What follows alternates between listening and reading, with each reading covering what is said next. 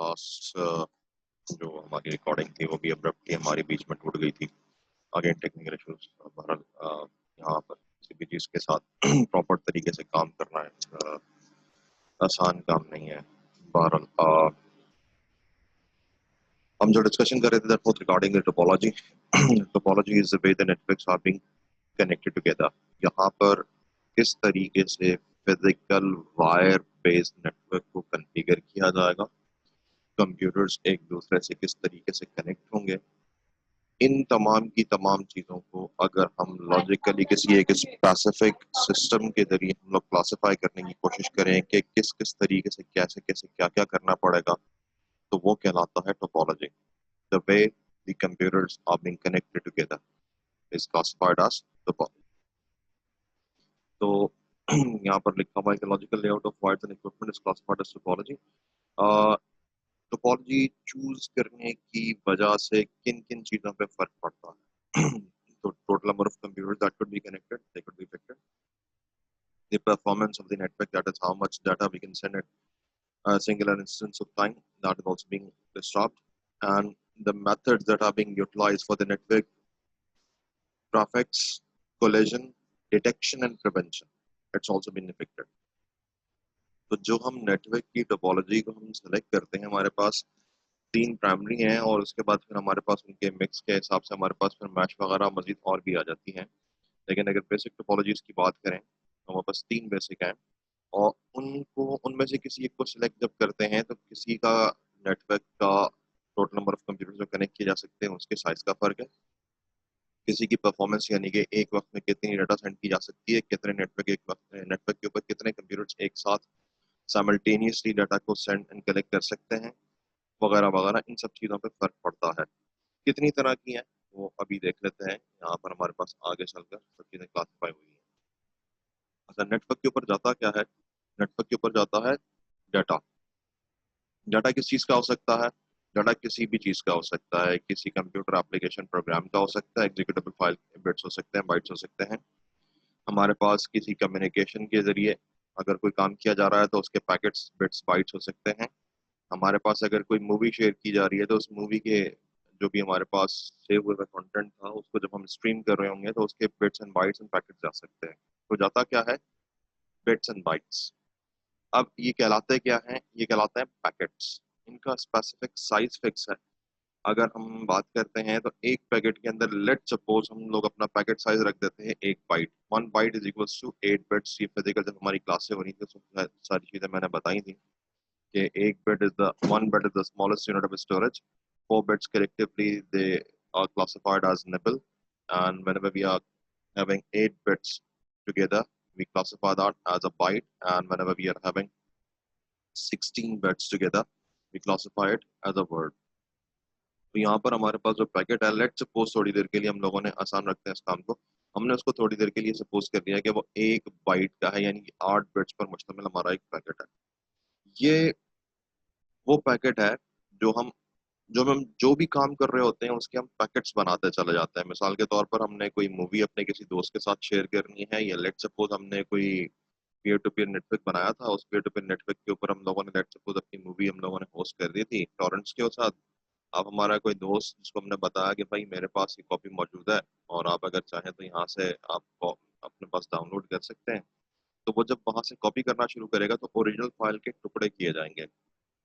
हमने जो packet size फिलहाल रखा हुआ है लेट सपोज वो 8 बिट्स का है, यानी 1 बाइट का, तो पूरी की पूरा जो भी फाइल का जो भी साइज है उसके हिसाब से उसको तोड़ा जाएगा एक एक बाइट के हवाले से, और उसके बाद एक एक पैकेट को आगे बेचते जाएंगे। जाने के रास्ते एक से ज्यादा हो सकते हैं, ये राउटिंग कहलाती है। मैं पैकेट्स को थोड़ी देर के लिए छोड़कर जरा राउटिंग की तरफ चला जा रहा हूँ, जरा तवज्जो से सुन लीजिएगा। एक लोकेशन से दूसरी लोकेशन तक जाने के मल्टीपल पाथ्स होते हैं। इसको आप ऐसे भी समझ सकते हैं कि अगर आप लेट सपोज अपनी सोर्स से किसी डेस्टिनेशन की तरफ जा रहे हैं, नेटवर्क पे हम नेटवर्क सोर्स कहते हैं और नेटवर्क डेस्टिनेशन कहते हैं। इसको फिजिकली अगर हम बात कर लें तो आपकी समझ में शायद ज़्यादा जल्दी आ जाएगा। अगर हम बात करते हैं लेट सपोज हमें आपके घर से लेट सपोज यूनिवर्सिटी आना है और यूनिवर्सिटी से आपके घर जाना है, तो हमारे पास एक रास्ता नहीं है जो हम फॉलो करेंगे। कोई एक रास्ता ऐसा होगा जो शॉर्टेस्ट पाथ वाला होगा, कोई एक ऐसा रास्ता होगा जहाँ पे शायद कि हमारी कोई रिक्वायरमेंट होगी जिसको हम लोग पूरा करते हुए जाएंगे। मिसाल के तौर पर अगर कोई लड़के वगैरह हैं तो मोटरसाइकिल में कहीं पेट्रोल डलवाते हुए जाएंगे, रास्ते में कहीं पंप है जो शायद दूसरे रास्ते में पंप नहीं है, वगैरह वगैरह। तो कुछ इस तरीके से हम लोग राउट्स को क्लासिफाई कर सकते हैं, जो कहलाती है राउटिंग। तो मुख्तलिफ रूट्स होते हैं जिनकी राउटिंग की जाती है, जिसकी बुनियाद पर हम लोग देखते हैं कितना रिसोर्स यूटिलाइज हुआ। अच्छा, अब यहाँ पर रिसोर्स क्या है वो भी जरा फिजिकल मोड में अगर सुन लेंगे तो समझ ज़्यादा जल्दी से आ जाएगा। हम लोग जब भी कहीं ट्रेवल करते हैं सोर्स से डेस्टिनेशन की तरफ, तो हमारे पास कुछ टाइम होता है जो लगता है, कुछ स्पेस होती है जो हम लोग कवर करते हैं, और कुछ हमारे पास फ्यूल होता है जो खर्च होता है, और फ्यूल के साथ साथ हमारे पास गाड़ी की लाइफ या मोटरसाइकिल की लाइफ और इंजन ऑयल वगैरह उसकी लाइफ भी कम होती है। तो ये हमारी सारी कहलाती है रिसोर्स कंजम्पशन।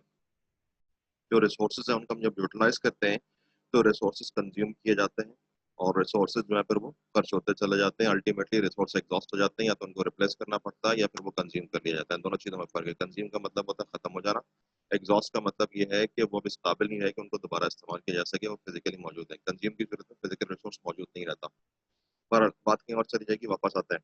तो ये जो राउटिंग होती है इसके स्पेसिफिक एल्गोरिथम्स होते हैं, इनकी स्पेसिफिक ड्राइव्स होती हैं, जिनकी बुनियाद पर हम लोग ये सारे काम करवाते हैं, और ये नेटवर्क के ऊपर इक्विपमेंट के तौर पर लगाए जाते हैं। वापस आते हैं पैकेट्स की तरफ। पैकेट्स की राउटिंग होती है, जो मुख्तलिफ रूट्स होते हैं उन रूट्स पर पैकेट्स को राउट किया जाता है। तो ये जो मैं बात बतानी शुरू की थी वो ये थी कि जब पैकेट को फाइल को तोड़ा गया तो इट इज़ क्वाइट पॉसिबल कि आपने एक फाइल के 300 हिस्से कर लिए। पहला हिस्सा जो है वो लंबे रास्ते से गया, लंबे रूट से गया, और दूसरा हिस्सा जो है वो शॉर्टेस्ट पाथ से गया। अब दूसरा हिस्सा पहले पहुंच गया और पहला हिस्सा बाद में पहुंचा, फाइल मुतासर नहीं होगी। क्यों? जो रिसीविंग एंड होता है वहां पर पैकेट हेडर, उसकी बुनियाद पर उनकी अलाइनमेंट की जा रही होती है, और उनको सॉर्ट करके फिर वापस सीआरसी साइक्लिक रिडंडेंसी चेक करने के बाद फाइल को रीजनरेट किया जा रहा होता है। तो ये तमाम की तमाम चीजें जब पूरी हो जाती हैं तो आपके जो ओरिजिनल पैकेट्स हैं वो ओरिजिनल फाइल की सूरत में वापस रीअसेंबल कर लिए जाते हैं। तो जरा जहाँ पे ये बेसिक जो इंफॉर्मेशन थी वो उसमें तक कुछ आप तक कन्वे किया है। अब यहाँ जो स्लाइड पे लिखा हुआ उसको पढ़ लेते हैं। Packets are basically the pieces of data transmitted over the network. कौन से पीसेस? जो भी आप काम करना चाह रहे हैं। अगर आप किसी से फोन पे बात कर रहे हैं तो आपका नेटवर्क जो कनेक्शन है वो मेंटेन हुआ हुआ है। एक सेशन के अंदर आपने जो भी वॉइस दी, आपके जो भी आपका मोबाइल फोन है उसने आपकी वॉइस को उठाया, उसको डाटा में कन्वर्ट किया, उसके पैकेट्स बनाए और उन पैकेट्स को वायरलेस नेटवर्क पर भेज दिया। ये है पैकेट ट्रांसमिशन। पैकेट्स भेजने के लिए जो सेंडर होता है वो सारे काम करता है, और पैकेट्स को वापस मीडियम से उठाने के लिए सारे काम जो होता है वो रिसीवर करता है। पैकेट्स भेजते हुए सेंडर तोड़ने वाला काम करता है बड़ी फाइल को, ताकि उसके मुख्तलिफ हिस्से आसानी के साथ नेटवर्क की रिक्वायरमेंट के मुताबिक आगे चले जाए। एक चीज होती है जिसको हम कहते हैं नेटवर्क बैंडविड्थ। अगर आप लेट सपोज एक पतली गली में चले जाएं तो वहां मैक्सिमम शायद एक गाड़ी जा सकती है, लेकिन अगर आप सुपर हाईवे पे चले जाएं तो वहां पर बैक वक्त एक ही साथ एक ही रोड पर 4 से 5 गाड़ियां या शायद के 6 गाड़ियां एक वक्त जा सकती हैं साथ में। इसको कहते हैं कैपेसिटी। जितना ज्यादा पेलोड, जितनी ज्यादा कैपेसिटी होगी एक साथ कंटेंट लेकर मूव करने की, उतनी ज्यादा बैंडविड्थ कहलाएगी। बैंडविड्थ है क्या? Bandwidth is the total capacity to transfer the data content at a single instance of time. किसी एक वक्त में कितना डाटा एक साथ लेकर जाया जा सकता है वो बैंडविड्थ कहलाती है। बैंडविड्थ जो होती है वो, आप अगर अपने घर के कनेक्शन की बात करें तो लोग कहते हैं कि जी हमने 1 MB का इंटरनेट कनेक्शन लिया हुआ है, कोई कहता है हमने 2 का, कोई कहता है हमने 6 MB का इंटरनेट कनेक्शन लिया हुआ है। तो ये है क्या चीज? यानी ये है एक ये कैपेसिटी को डिफाइन कर रहा है कि एक वक्त में कितना कंटेंट बैक वक्त आपके साथ आ सकता है, आपके पास आ सकता है, और आपके पास से आगे वापस भेजा जा सकता है। तो pieces of data transmitted over a network, uh, ये बात ऑलरेडी डिस्कस हो चुकी है। The it is the responsibility of the sender or the sending node. It is the responsibility of the sending node to create multiple data packets of the file if the file is larger than the packet. There are some cases in which the original content is equal to the data packet. In that case, we need not to break the content. So if the file is larger, if the content is larger as compared to the bandwidth, as compared to the capacity to transfer the data packets, then we have to create the data packets. Then the receiving node, बीच की सारी कहानी हम लोग हदफ कर दी है.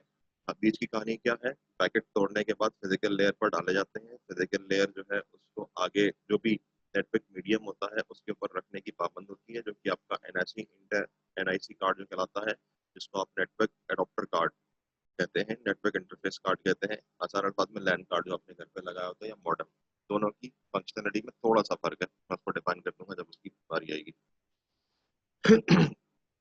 तो जब ये रख देते हैं तो कंटेंट आगे मूव कर जाता है, और जब कंटेंट आगे मूव कर जाता है तो फिर आगे जाकर नेटवर्क पर राउटिंग होती है. राउटिंग किस चीज़ की? मुख्तलिफ रूट्स की सिलेक्शन के हवाले से. तो जो भी जो रास्ता इख्तियार करता है उस रास्ते के बाद वो अल्टीमेटली पहुंचता है डेस्टिनेशन तक, और डेस्टिनेशन पर जो भी नोड मौजूद होती है, that specific node is responsible for collecting all the data packets and serving it to the specific temporary area called classified as a buffer, and then comes the process of reassembling. Or reassembling is basically what, aligning the packets in a specific sequence and creating the original file again. So that is the receiver's responsibility. Packet की जब मैंने बात की थी तो मैंने ये भी बताया था कि पैकेट हेडर होता है. ऑब्वियसली पैकेट का सीक्वेंस, मिसाल के तौर पर जो इन्फॉर्मेशन इसमें रखी जा सकती है वह है पैकेट का सीक्वेंस नंबर क्या है, पैकेट जहां पर भेजा जा रहा है उसका एड्रेस क्या है जो रिसीव करेगा, वगैरह वगैरह. इस तरह की इंफॉर्मेशन जो होती है वो पैकेट हेडर इंफॉर्मेशन कहलाती है. Then comes the packet payload. Packet payload is the actual number and the size of the data that will be, what we can say, that will be provided within the data packet. How much data can be assembled in a single packet, and what is the specific size. And actual data is being broken into multiple components, multiple data packets, and they are being assigned specific packet headers, that is the receiving address and the sequence number, so on and so forth. Then हमारे पास बिल्कुल ऐसा हो सकता है कि हमारे पास जो पैकेट्स बनाते हुए कोई, लेट सपोज कोई टेक्निकल फॉल्ट हो जाए. टेक्निकल फॉल्ट से मुराद पाकिस्तान में टेक्निकल फॉल्ट्स अलग तरह की हैं, बाहर की ममालिक में टेक्निकल फॉल्ट्स अलग तरह की हैं. हमारे यहाँ सबसे पहला मसला है, सर लाइट चली गई, सर इंटरनेट नहीं चल रहा. These are the real time issues. तो जब हम बात करते हैं तो अगर कोई फाइल तोड़ी जा रही थी सेंड करने के लिए, उस वक्त नेटवर्क फेलियर हो गया, नेटवर्क नोड फेलियर हो गया, पावर फेलियर हो गया, इस तरह की कोई भी चीज हो गई, तो पैकेट बनाते हुए एरर आ जाता है. जब आपने रिबूट किया तो सिस्टम को ये याद नहीं है उसने आखिरी पैकेट क्या बनाया था. पहले जो पैकेट वो भेज चुका था, अब वही पैकेट अगर वो दोबारा भेजेगा तो डुप्लीकेट्स आएंगे, सीक्वेंस नंबर भी सेम होगा और रिसीवर के पास पैकेट भी सेम होगा. अच्छा, लेट सपोज पहले बनाते हुए उसने एक बाइट इस्तेमाल की थी, और लेट सपोज सेकंड टाइम जब वो बना रहा था तो उसने एक, लेट सपोज उसने वर्ड इस्तेमाल किया था, यानी पहली दफा में 8 bits were being utilized for creating the packet, and let suppose for this time that at the second time when the packets are being created, it utilize 16 bits as a packet size. So definitely there will be things that are different, so we need to control the packet error. इसके अलावा जो है ये बहुत सारी चीज़ें हैं जो कम्युनिकेशंस के अंदर, यानी नेटवर्क कम्युनिकेशन के अंदर जो पैकेट कंट्रोल और उन सब चीज़ों के साथ होंगी. ज़्यादा डिटेल में इसलिए नहीं जा रहा क्योंकि डिटेल्स पर टेक्निकल होती चली जाएंगी. मैं चाहता हूँ आपके पास बेसिक नॉलेज हो ताकि आप लोग उसको बनवा सकें, बनाना आपका काम नहीं है. अच्छा जी, then comes bus topology. Topology के बारे में बताया था, the way the computers are being connected together they classified as topology. So bus topology linear बस. हमारे पास इसका जो कॉन्सेप्ट है, अच्छा इसकी अगर आगे तस्वीर मौजूद है तो उसको खोल लेते हैं. नहीं, तस्वीर मौजूद नहीं है. Okay, not natural. हम लोग फौरी तौर पर जाकर जो है वो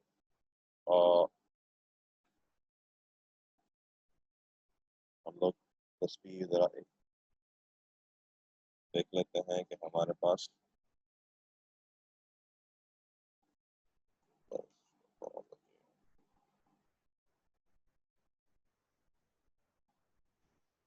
ये वाली जो चीज है ये हमारे पास कहलाती है बस टोपोलॉजी.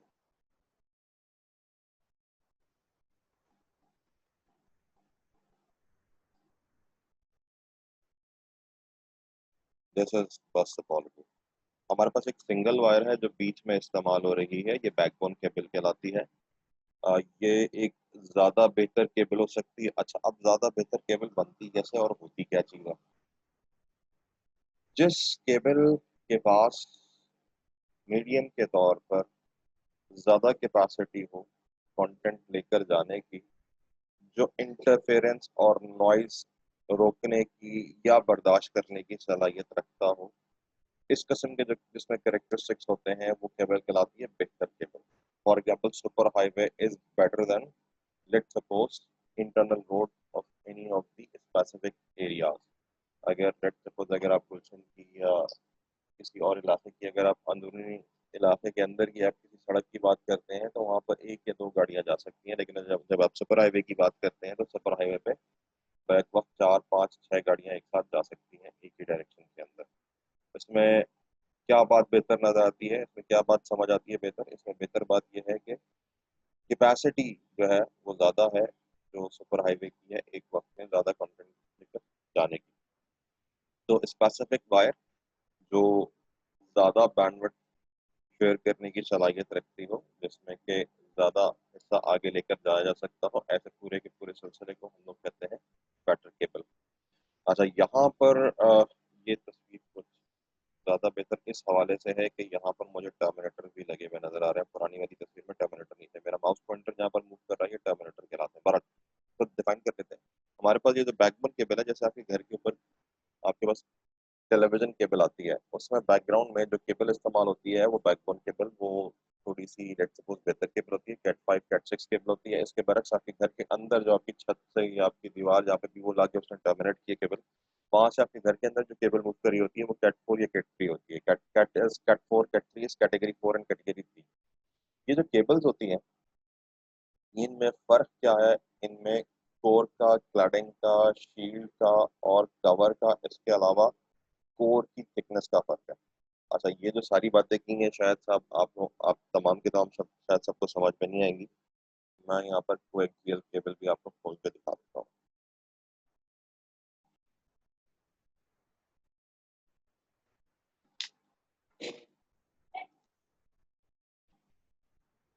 ये जो आपके घर पे इंटरनेट केबल इस्तेमाल हो रही है ना, वो ये वाली केबल है, ये वाली और ये वाली। अच्छा, इसमें कुछ व्यू बेहतर है और इसमें जो है ना नाम लिखे हुए हैं, तो इसको खोल लेते हैं। ये जो है आउटसाइड इंसुलेशन है। ये बेसिकली हमारे यहाँ ज़्यादातर ब्लैक कलर में होती है। कॉपर मैश, हमारे यहाँ कॉपर मैश इस्तेमाल नहीं होता, कॉपर इज क्वाइट एक्सपेंसिव, तो हमारे यहाँ सिल्वर मैश इस्तेमाल होता है। सिल्वर से मतलब सिल्वर नहीं होता हो, सिल्वर से मतलब वो एल्युमिनियम होता है। ये जो बीच में होती है, ये इंसुलेशन होती है। ये पाकिस्तान में जो इस्तेमाल होती है, ये वाइट कलर की होती है बेसिकली। और ये हम जो इम्पोर्ट करते हैं वो चाइना से करते हैं, कि हमारे पास बहुत ज़्यादा मैन्युफैक्चरिंग फैसिलिटीज अवेलेबल नहीं है, और जितनी मैन्युफैक्चरिंग फैसिलिटीज अवेलेबल है वो एक्सपेंसिव होती है as compare to the one that we import. और ये कॉपर वायर होती है, ये कहलाती है कोर। ये फर्स्ट इंसुलेशन है। ये मैश है, आउटर लेयर, जो कि बाहर की तरफ से अगर कोई, लेट सपोज आपके पास सिग्नल इंट्रूजन होती है, बाहर से कोई स्ट्रॉन्ग इलेक्ट्रोमैग्नेटिक फील्ड इंट्रूजन करने की कोशिश करती है, तो ये फर्स्ट शीट के तौर पे काम करती है। और ये इन तमाम की तमाम चीज़ों को बचाने के लिए आउटर लेयर है, जो कि आउटर इंसुलेशन कहलाती है। तो जो आपकी एक्सटर्नल केबल होती है, जो बस टोपोलॉजी में इस्तेमाल होती है, ये वाली बैकबोन केबल, ये कुछ ज़्यादा बेहतर केबल होती है, और ये वाली कुछ कम बेहतर केबल होती है। अगर हम यहाँ से कंप्यूटर्स को हटा दें और टीवी लगा दें, तो यहाँ जो केबल इस्तेमाल होती है वो कोएक्सियल हो गई, ये वाली। और अगर हम बात करें कंप्यूटर्स की, तो फिर हमारे पास केबल मुख्तलिफ इस्तेमाल होती है, वो कहलाती है ट्विस्टेड पेयर केबल।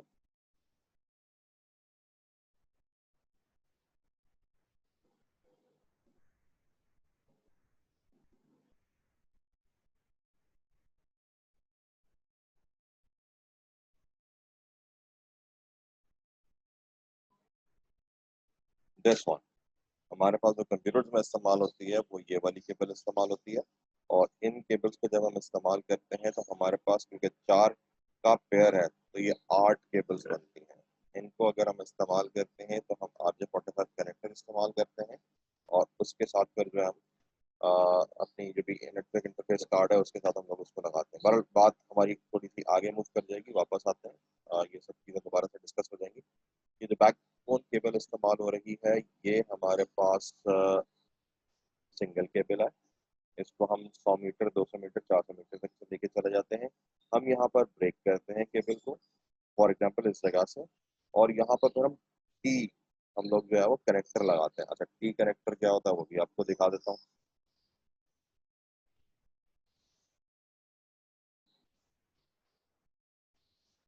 ये होता है टी कनेक्टर हमारे पास। जो टी कनेक्टर है, यहाँ पर आपके पास एक्सटर्नल केबल, जो आपके पास बैकबोन आपने ब्रेक की है वो यहाँ पर आ गई, सॉरी बैकबोन आपकी यहाँ पर आ गई, और बैकबोन यहाँ से आपकी आगे वापस चली गई, और यहाँ से आपकी ड्रॉप डाउन केबल बाहर आ गई। ये ड्रॉप डाउन केबल आपकी जब बाहर आ गई तो वो लेकर आप आ गए, आपने उसको यहाँ पर प्रोवाइड कर दिया, और आपने यहाँ पर उस दूसरी केबल को प्रोवाइड कर दिया, और ये केबल आपके कंप्यूटर तक आ गई। ये तरीका कहलाता है बस टोपोलॉजी। यानी इसमें हमारे पास सिंगल सीक्वेंस के अंदर सिंगल वायर के ऊपर हमारे पास जो है वो बस कॉन्फ़िगर की जाती है, और हमारे पास जो भी बैकबोन केबल होती है उसको हम ब्रेक करते चले जाते हैं, वहां से कनेक्टर्स की हम एक्सटेंशंस लेते चले जाते हैं, और इसके बाद फिर हम नेक्स्ट जो केबल है वो निकालते चले जाते हैं, और उसके बाद फिर उसको हम कंप्यूटर तक लेके चले जाते हैं।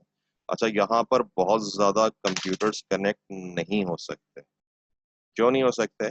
इस वजह से क्योंकि यहाँ पर नेटवर्क के ऊपर हमारे पास जो डाटा ट्रेवल करेगी वो हमारे पास सिंगल बैकबोन केबल पे पड़ेगी।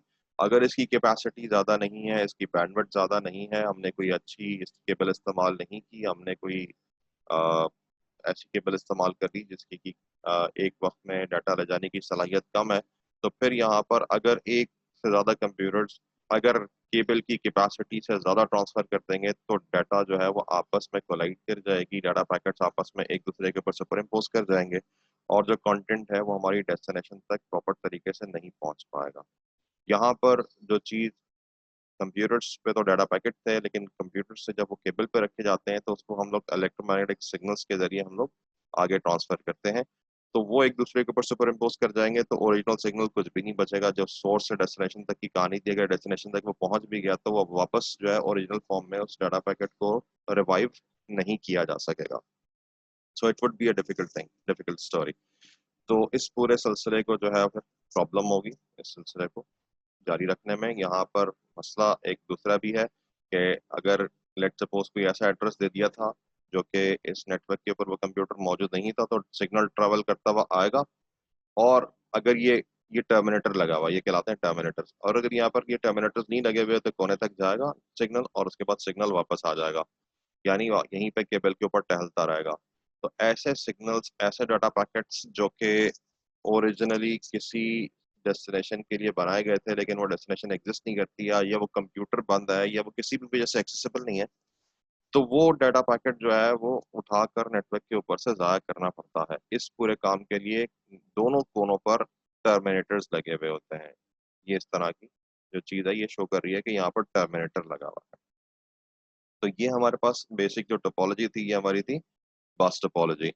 तो यहाँ पर हम लोग देखते हैं कि जी इसको हम लोग लीनियर बस भी कहते हैं। यहाँ पे जो साइड पे लिखा हुआ है आपको एक आइडिया हो गया होगा बस टोपोलॉजी किसको कहते हैं। तो यहाँ पर जो है वो जो लिखा हुआ है वो है कि also called as linear bus, one wire controls or connects all the nodes and terminator ends the wires. Advantages is it's easy to set up, यानी इसको सिंगल केबल को आप जहां तक चाहें फैला सकते हैं, और उसके बाद उस केबल से ब्रेक करके कनेक्शंस आप निकाल सकते हैं, लेकिन बहुत ज़्यादा कनेक्शंस नहीं निकाल सकते। लेकिन फिर भी उसके बावजूद इसको बनाना आसान है। जो बैकबोन केबल है वो क्योंकि एक ही होती है तो इसलिए बहुत ज़्यादा तार इस्तेमाल नहीं होती। इसमें नुकसानात क्या है, क्योंकि एक ही रास्ता इस्तेमाल हो रहा होता है, एक ही बैकबोन केबल इस्तेमाल हो रही होती है कंटेंट को लेकर जाने के लिए और लेकर आने के लिए, तो ये स्लो होता है। और अगर हमने बैकबोन केबल को अगर हमने काट दिया, उसको हमने डिस्ट्रॉय कर दिया किसी भी तरीके से, उसको हमने डैमेज कर दिया किसी भी तरीके से, तो नेटवर्क तो पूरा का पूरा उसी वक्त डैमेज हो गया, यानी कि खत्म हो गया। इसको क्रैश करना, इसको रोकना आसान होता है। Then comes the next topology that is classified as a star topology. ये सबसे ज्यादा कमर्शियली इस्तेमाल होने वाली टोपोलॉजी है लोकल एरिया नेटवर्क्स के ऊपर। इसकी शक्ल कैसे होती है ये आपको दिखा देते हैं।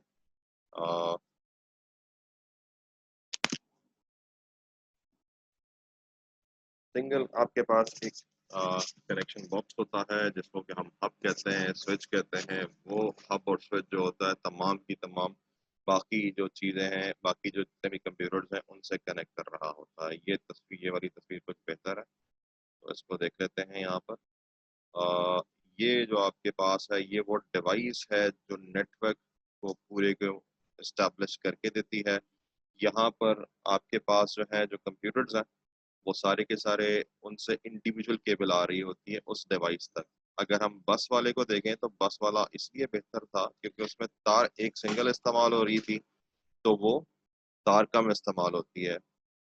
उसके बाद हमने उस केबल को कहीं से भी ब्रेक किया और उठाकर हम लोग कंप्यूटर तक लेकर आ गए, तो फिर वो कहलाती है हमारे पास एक सिंगल केबल जो हमारे पास बैकबोन केबल की एक्सटेंशन है। इसके बरक्स स्टार टोपोलॉजी के अंदर पूरी की पूरी कंप्यूटर से लेकर डिवाइस तक पूरी एक सिंगल अलग से केबल आती है। जो केबल आती है वो यही वाली केबल होती है, ये शील्डेड ट्विस्टेड पेयर केबल कहलाती है। और इसके साथ जो कनेक्टर, सॉरी ये कनेक्टर इस्तेमाल नहीं होता इसके, ये हमारे पास इस्तेमाल होता है RJ45 कनेक्टर।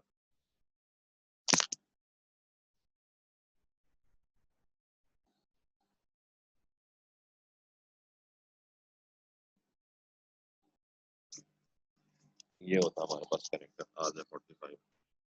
और इस वाले को खोल लेते हैं, केबल भी है। तो ये पूरी केबल आपको अंदर नजर आ रही है, ट्विस्टेड पेयर केबल्स 8, यानी 4 पेयर जिसमें कि टोटल 8 केबल्स बनती हैं। और ये यहाँ पर कॉपर होती है जो कनेक्ट करती है आपकी कंप्यूटर्स के साथ और डिवाइस के साथ। वापस आते हैं इस तस्वीर की तरफ।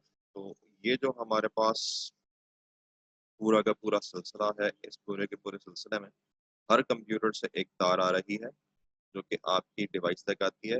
ये डिवाइस हब भी हो सकती है, मल्टीपोर्ट रिपीटर भी हो सकती है, स्विच भी हो सकती है। इसमें दो तरीके के हब्स होते हैं, एक होती है एक्टिव हब, एक होती है पैसिव हब। एक जो नॉन एक्टिव हब होती है जिसको कि हम पैसिव हब कहते हैं, वो सिर्फ सिग्नल रिसीव करती है और आगे थ्रू कर देती है। इसमें इंटेलिजेंस बिल्ट नहीं होती, ये ब्रॉडकास्ट करती है। ये ब्रॉडकास्ट क्या होता है ये भी आगे चलकर बता दूंगा। दूसरी जो एक्टिव हब होती है वो सिग्नल को अपने पास रिसीव करती है। सिग्नल की अगर इंटेंसिटी कम हो चुकी होती है तो उसमें जो भी जैसे कहना चाहिए एम्पलीट्यूड एंड फ्रीक्वेंसी के हिसाब से जो कुछ कमी आ चुकी होती है उसको एम्पलीफाई करने के बाद वो वापस उसके डेस्टिनेशन तक फॉरवर्ड कर देती है। ये कहलाती है एक्टिव हब। इसके बरक्स अगर हम हब को इस्तेमाल ना करें तो स्विच इस्तेमाल हो सकता है। स्विच की और हब की रिस्पॉन्सिबिलिटीज में बेसिक फर्क है। स्विच जो होता है वो इंटेलिजेंट होता है, वो ब्रॉडकास्टिंग नहीं करता। चलो ब्रॉडकास्टिंग अभी बेसिक कॉन्सेप्ट अभी कन्वे कर देते हैं, डिटेल बाद में देख लेंगे। स्विच जो होता है वो आपका ब्रॉडकास्टिंग नहीं करता। ब्रॉडकास्टिंग क्या होती है? ब्रॉडकास्टिंग होती है आपने सिग्नल लिया और सबको कन्वे कर दिया। मिसाल के तौर पे क्लास की जो कम्युनिकेशन है वो ब्रॉडकास्टिंग है। एक शख्स है जो है वो बोल रहा है और बाकी तमाम के तमाम उसको रिसीव कर रहे हैं, more than one and unspecified. जितने भी कनेक्टेड है, जितने भी क्लास के अंदर है, वो सारे के सारे उस मैसेज को रिसीव करेंगे। ये कहलाती है ब्रॉडकास्टिंग। इसके अलावा हमारे पास मल्टीकास्टिंग होती है, उसके अलावा हमारे पास यूनिकास्टिंग होती है। मल्टीकास्टिंग क्या होती है? Selected few. अगर आप में से, आप क्लास में से कोई भी शख्स बाहर खड़ा होता है क्लास के बाहर, और वहां पर आपकी मुख्तलिफ क्लासों के लोग खड़े हुए और आप कहते हैं कि जी बारिश हो गई अब, और उसके बाद जो है लेट सपोज आज जो है वो हम लोग छत पर जाकर जो है वो एंजॉय करेंगे, या व्हाट्सएवर जो भी अपने मैसेज देना आपने कन्वे किया, ये कहलाता है ब्रॉडकास्टिंग फॉर एवरीवन। इसके बरक्स आपने अपनी क्लास को कहा सेलेक्टेड फ्यू। आपकी क्लास क्या है? Selected few, it's not everyone. Selected few से मुराद कुछ लोग, हर किसी के लिए नहीं। आपने अपनी क्लास वालों का, जो भी हमारी क्लास का सेशन था वो हमारा शुरू होने वाला है, आप लोग असेंबल हो जाए क्लास के अंदर। तो ये किसके लिए मैसेज था? ये सेलेक्टेड फ्यू के लिए था। ये कहलाती है मल्टी कास्टिंग। और एक होती है यूनिकास्टिंग, 1:1। तो कहा जाता है कि जी सीआर को जरा बुला लो, तो हम लोग उसको जरा कंटेंट हैंड ओवर करते हैं या डस्टर मार्कर उससे मंगवा लें या जो कुछ भी काम है उससे करवा लें। तो ये कहलाती है 1-to-1 correspondence and it is यूनिकास्टिंग। बहरहाल हम लोग कहीं और चले जाएंगे, बहुत सारी डिटेल्स है और वो आगे निकलती चली जाती हैं। तो काम की बात की तरफ वापस आते हैं। काम की बात यह है कि हमारे पास ये जो हब है, राउटर है, स्विच है, अच्छा इनकी शक्ल सबकी डब्बे जैसी होती है। इनकी फंक्शनैलिटीज की बुनियाद पर इनको डिफरेंशिएट किया जाता है। तो ये जो पूरा सिलसिला है कनेक्शन का, जिस तरीके से कनेक्शन नजर आ रहा है, ये कहलाता है star topology. Topology is the way the computers are being connected together, तो वो टोपोलॉजी कहलाती है। ऑल नोड्स, कंप्यूटर को नोड कहा जा रहा है, तमाम की तमाम नोड्स जो हैं वो कनेक्ट हुई हुई हैं किसके साथ, हब के साथ। तो अच्छा, यहाँ पर हब भी इस्तेमाल हो सकता है, स्विच भी इस्तेमाल हो सकता है, डिपेंड करता है फंक्शनलिटी क्या है, देखने में डब्बा ही नजर आता है। जो भी नोड होती है वो अपने जितने भी पैकेट्स को तोड़ती है वो हब को सेंड करती है, और उसके बाद जो है फिर वो हब की जिम्मेदारी होती है वो आगे वाला काम करे। हब की जिम्मेदारी क्या होती है, हब की जिम्मेदारी होती है डेस्टिनेशन का एड्रेस जो भी पैकेट के ऊपर दिया हुआ है उसको चेक करना कि वो मौजूद है ऑनलाइन या नहीं है, और अगर मौजूद है तो उसको फिर आगे फॉरवर्ड कर देना कि भाई एक केबल से उठाकर दूसरी केबल पर ट्रांसफर कर दिया। मिसाल के तौर पर इस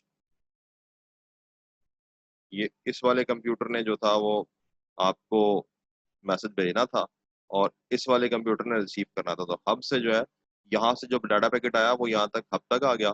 अब हब ने जो है वो पैकेट अपने पास रिसीव कर लिया, अब ये वाला चैनल जो है वो आइडल हो गया, यानी कि ये फिलहाल सो गया। अब हब चेक करती है कि किसको भेजना है, इस वाले को भेजना है, तो ये चेक करती है भाई ये ऑनलाइन मौजूद है भी क्या नहीं। अगर ऑनलाइन मौजूद होने के लिए कनेक्टेड होना फिजिकल मीडियम के जरिए और इस कंप्यूटर का ऑन होना जरूरी है, ये दो कंडीशन अगर फुलफिल होती है तो ये ऑनलाइन है। तो हब चेक करती है, अगर ऑनलाइन है तो फिर वो फॉरवर्ड कर देती है, अगर एक्टिव हब है तो। अगर पैसिव हब है तो उसने उठाना है और सबको ब्रॉडकास्ट कर देना, जिसका मैसेज होगा वो उठा लेगा, बाकी उसको उठा के डिस्कार्ड कर देंगे। That's how it works. तो एडवांटेजेस क्या हैं इसमें, एडवांटेजेस मेरे ख्याल से कुछ चीजें ज्यादा बेहतर है बस के अंदर, और कुछ चीजें ज्यादा बेहतर है स्टार के अंदर। स्टार में आसानी क्या है, स्टार में आपने तार लगाया और आपने हब लाके रखी, आपने हब को पावर ऑन किया, यानी आपने उसको इलेक्ट्रिसिटी प्रोवाइड किया, आपने स्विच ऑन किया, आपने तार कनेक्ट कर दिया और आपने आईपीज असाइन कर दी, बाकी बहुत सारा काम ऑटोमेटिकली हो जाता है। तो उसको लगाना आसान होता है। ऐसा नहीं है कि बस की तरह आपने एक केबल काट दी और नेटवर्क टूट गया, सही है, ऐसा यहाँ पर नहीं है। लेकिन यहाँ पर किसी और तरीके से क्रैश किया जा सकता है इस नेटवर्क को। कैसे, आपने सारे कंप्यूटर्स चल रहे हैं, सबकी नेटवर्क केबल्स जो है वो कनेक्टेड है, सब कुछ सही है, आपने जाके हब को पावर ऑफ कर दिया तो पूरा का पूरा नेटवर्क बंद हो जाएगा। इसमें दूसरा नुकसान क्या है, इसमें दूसरा नुकसान ये है कि सबसे ज्यादा केबल बर्बाद होती है इस टोपोलॉजी के अंदर। तो ये जो थी वो स्टार टोपोलॉजी थी, इसमें कुछ चीज़ें बेहतर हैं। ऑब्वियसली इससे पहले कि मजीद कोई प्रॉब्लम हो जाए और फिर से कुछ मुझे रिकॉर्डिंग दोबारा से ऑन करनी पड़े जीरो से, तो मैं इसको रोक देता हूँ और मैं दोबारा से रिकॉर्डिंग स्टार्ट करता हूँ, ताकि हमारे पास जो है वो कंटेंट लास्ट टाइम की तरह ज़ाया